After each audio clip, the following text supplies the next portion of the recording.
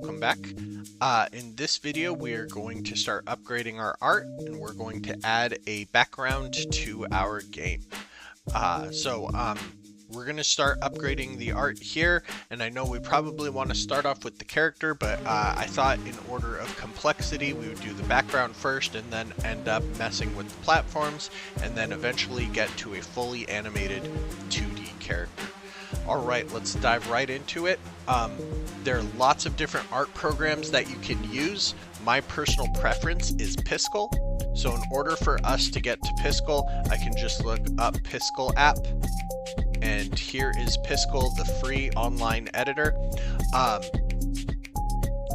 This is a free place that you can do pixel art, and I think it's a very simple program that has a lot of functionality. A lot of people use Low Sprite, A Sprite, or Photoshop. I'm just going to dive into this. So I'm going to go down here, and I'm going to use Piskel for Kids. I know I'm not a child, but this does remove the ads from it. So I can feel free to just make my program or my artwork here. First thing I want to do is pick a palette. Now right here I don't have any colors. I can just go through here and pick out colors, and I know there are some people that are very talented with that. Not so much. So I'm going to go to one of my other favorite websites, Lowspec. Lowspec is a great place to go if you're looking to learn how to do pixel art. Lots of lessons, tutorials, resources here. The big thing that I'm going to focus on right here is the palette list. So I'm going to look through here and try to find a palette that I like. My go-to is this Lowspec 500 palette. So I can go ahead and download the palette file.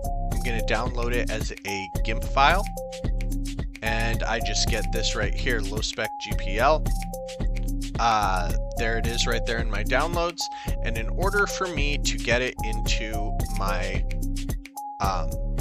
my editor, I'm just gonna go right here and just drag it right on top of it, and you'll see that I've got the palette now. So now I have colors that I can use.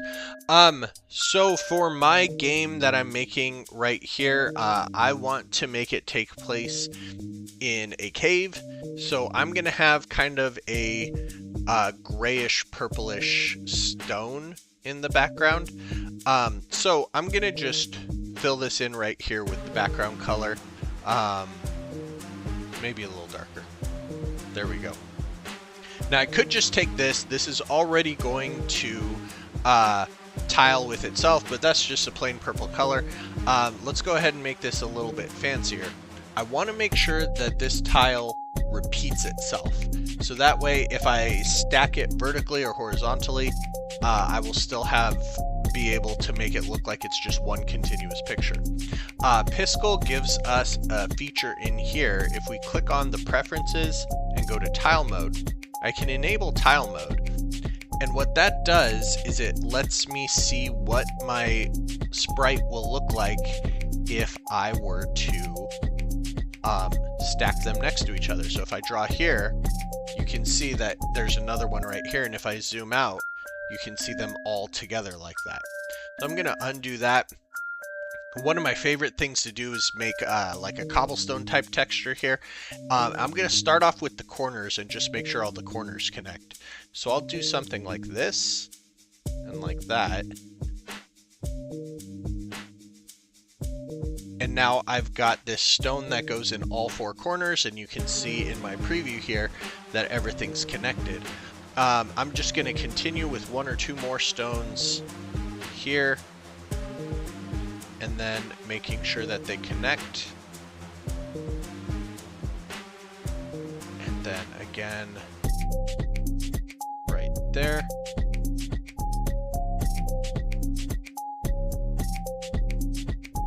And now the edges are all filled in, and I can worry about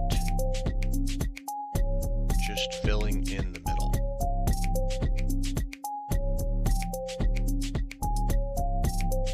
Okay, so now you see over here, everything's connected. I'm going to spend a few moments just touching this up a little bit. We'll speed up the video here because you probably don't want to watch this.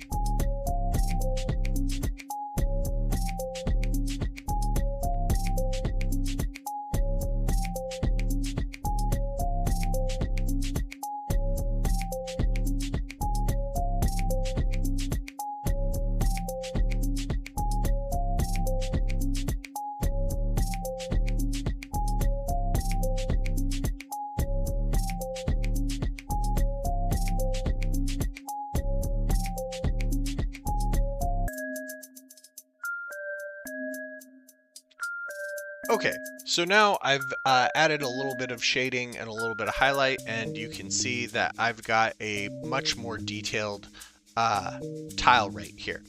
Now this is ready to go into my game. I'm going to go ahead and save this. Let's go ahead and call this BG Rocks. I'll just save it in the browser, and then more importantly, I want to export it. This is right now 32 by 32. I like to up this a little bit higher, like ×5. So now it's 160 by 160. This allows me to have more freedom to adjust in Unity. I'm going to download a PNG, and I will download this specific frame. BG Rocks 1. Okay. There it is right there. Let's go ahead and get that into Unity. Let's organize. I'm going to create a folder for my sprites. And let's go find that again. Here's my download, BG Rocks. Okay, now to get this into my scene, it's simple enough. I'm just going to drag it in. And now I have the small issue that my player is in front of it. So that's easy enough to fix. I'm going to click on the background rocks. I'm looking over here in the inspector. Under the sprite render, I have the order in layer. So these rocks are going to go all the way in the back. So I just need to make sure that it's a number less than 0. I can put -1 and it goes behind my player.